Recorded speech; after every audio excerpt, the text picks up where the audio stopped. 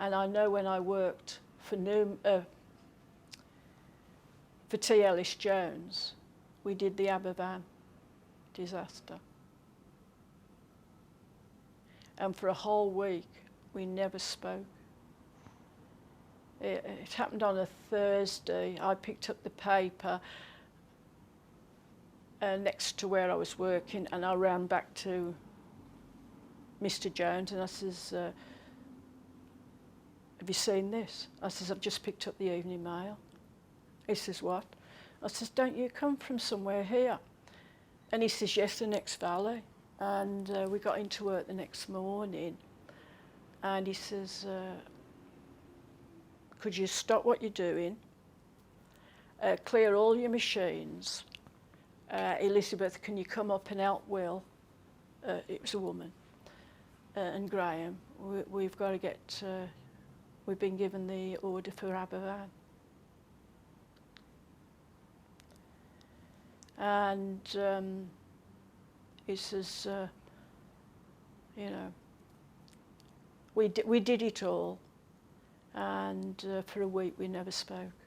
We didn't even speak when we had breaks, because he said, come on, it's break time. We'd say, no, we'd get them out of the way.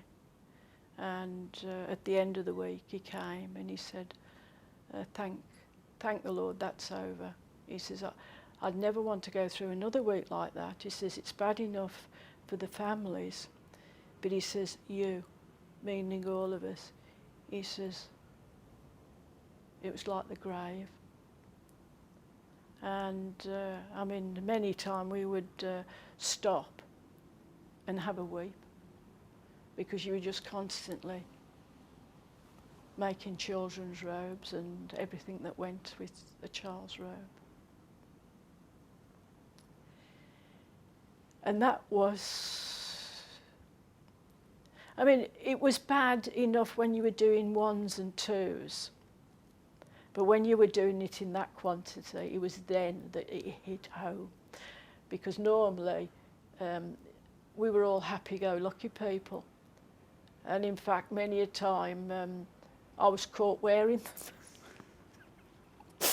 I was caught by management modelling them. As in when we had a new line, I'd say, oh yeah, look at it. But when it was children's,